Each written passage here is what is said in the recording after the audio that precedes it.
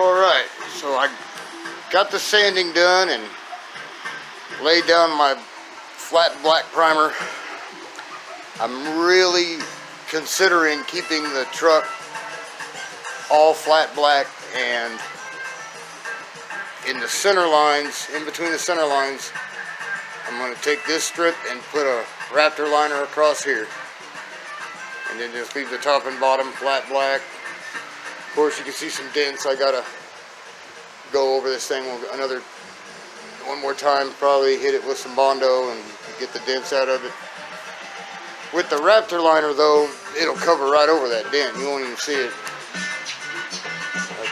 It's coming along.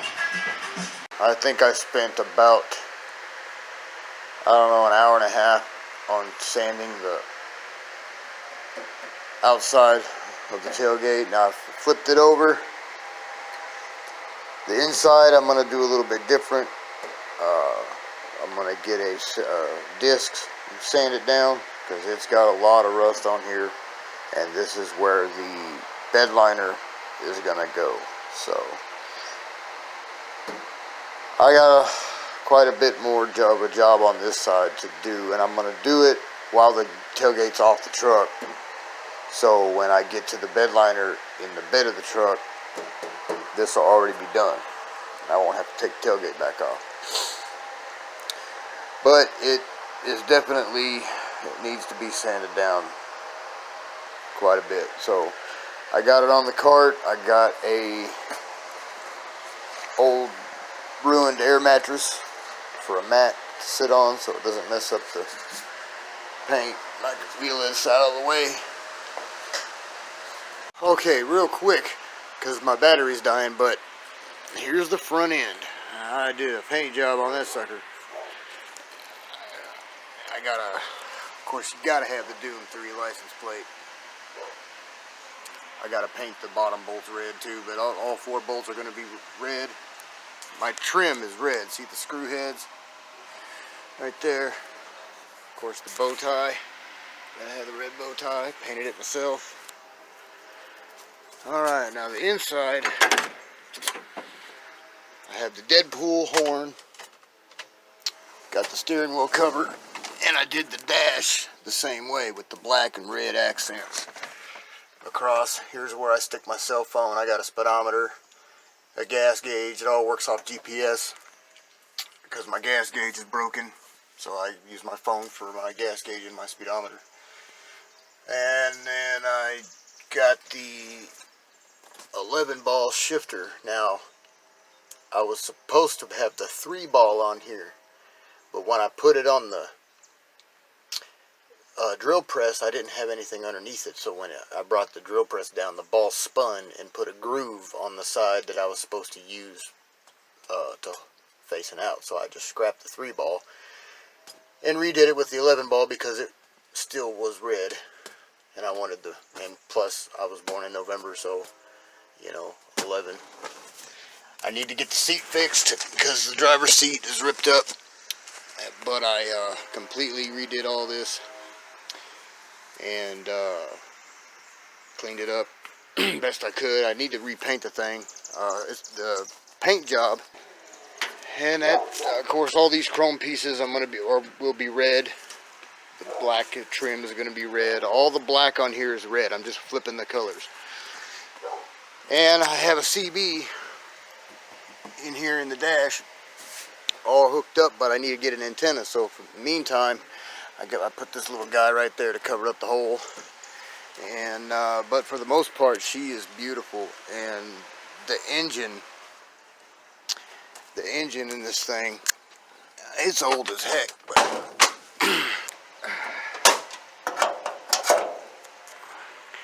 I painted the air cleaner or air filter cover. I put some of these blue things, just kind of tidy it up a little bit.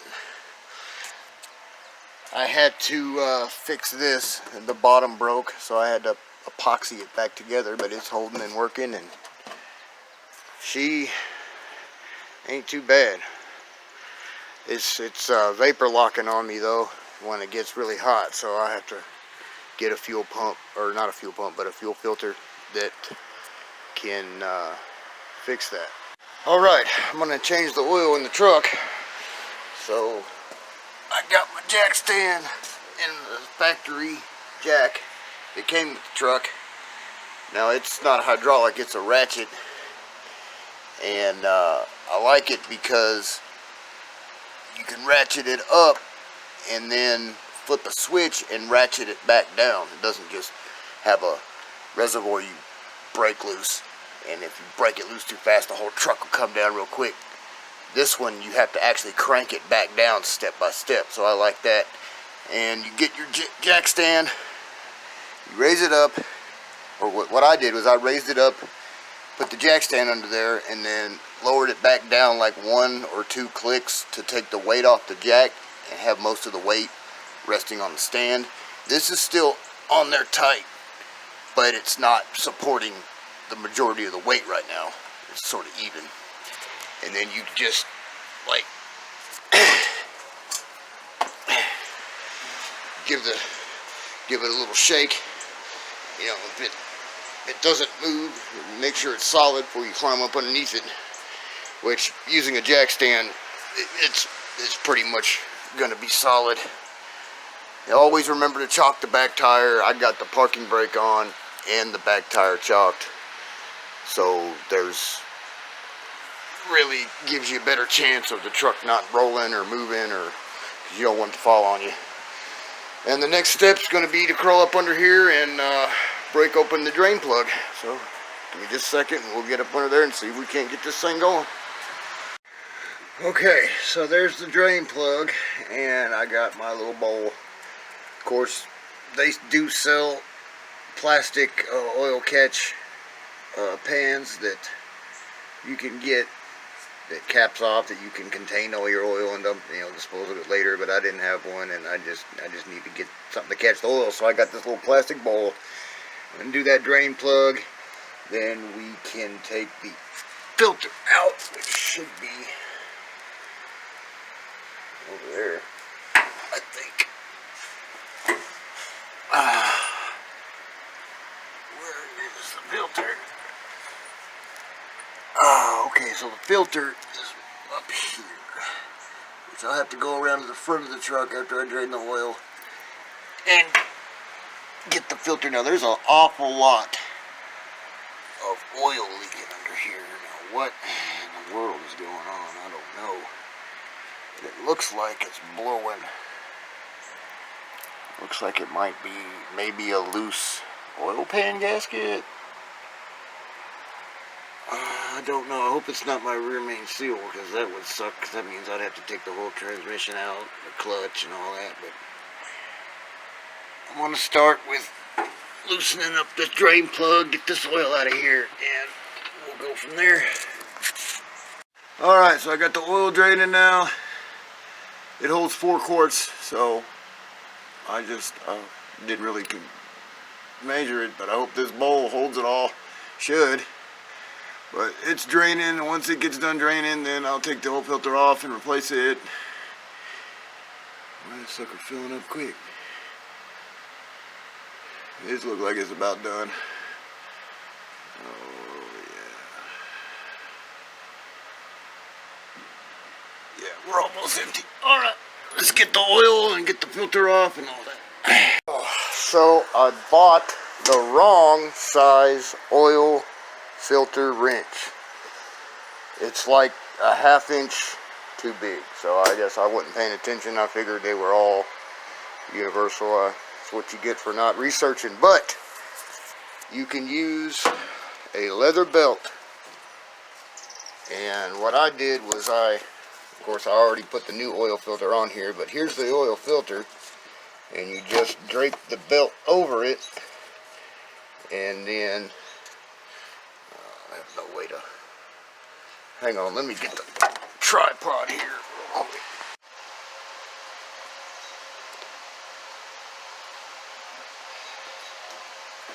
Okay, so you take your belt, loop it over the oil filter. It's kind of dark because the new oil filter is black and the old one was blue, but you just take the belt loop and stick it over the filter and you want to go left. So I kind of pinch the belt with one hand, grab it on top with the other, and just turn. And that leather belt will grip the filter and allow you to just unscrew it with your hand.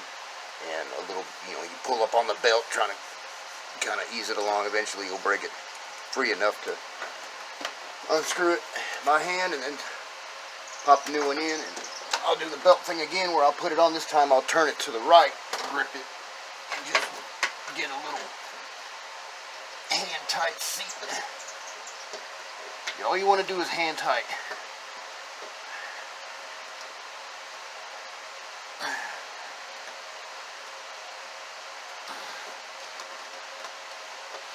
You can't turn it no more with the belt that's on there. Now we just replace the drain plug, fill her back with oil, turn it on, let it run for a bit, let the oil filter fill up, and then top it off. And that should get the oil change done on the truck. So let me go ahead and knock that out and see what else we can do. Alright, I did find a couple bolts under the truck where the transmission meets the engine that were loose. That's probably my oil leak.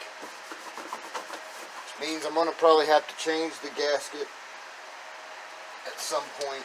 I gotta wait until I get some better equipment to do that with. And I also gotta wait till I can get the gasket.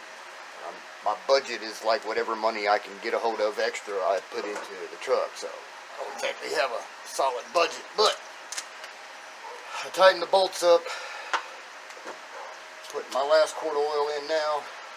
We'll start her up and see if we got any leaks. Hopefully everything is tightened back up to where it's not a super leak, bad leak. If there is a leak, I'm going to definitely have to replace it. I'll probably replace it anyway later on just because I want everything to be as new as possible on here eventually. This should do me for good for a little bit. And who doesn't love an oil change? Alright. I'll go ahead and fire this thing up, see what happens. Well, I ended up having to go somewhere, so I didn't get to fire up the truck. So oil's been changed and it's actually been 2 whole days since I did it, and I didn't get to fire it up. So now we're gonna fire it up, see how she sounds.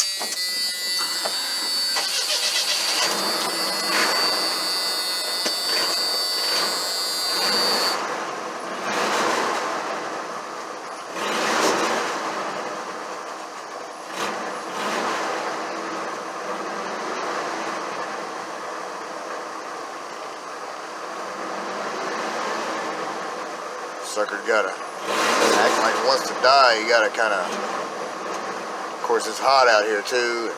I don't know, it just takes a minute to get a good idle. Eventually it'll get a really good idle. Like I said, it's not used to those spark plugs. I did change the spark plugs, but I didn't get it on video. The only thing I got was a picture. So that'll be the next thing you'll see.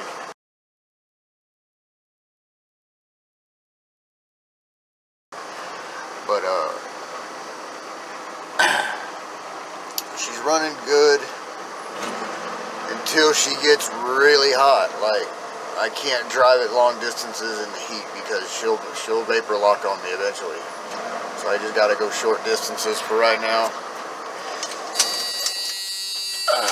That buzzer is so annoying. I miss the ding, ding, ding.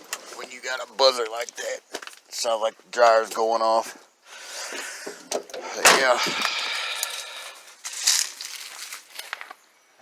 I think that's going to end today's video. Or this video, actually. And appreciate you watching. stay tuned because next weekend my son is coming and he's gonna film me and we're gonna paint the whole truck black.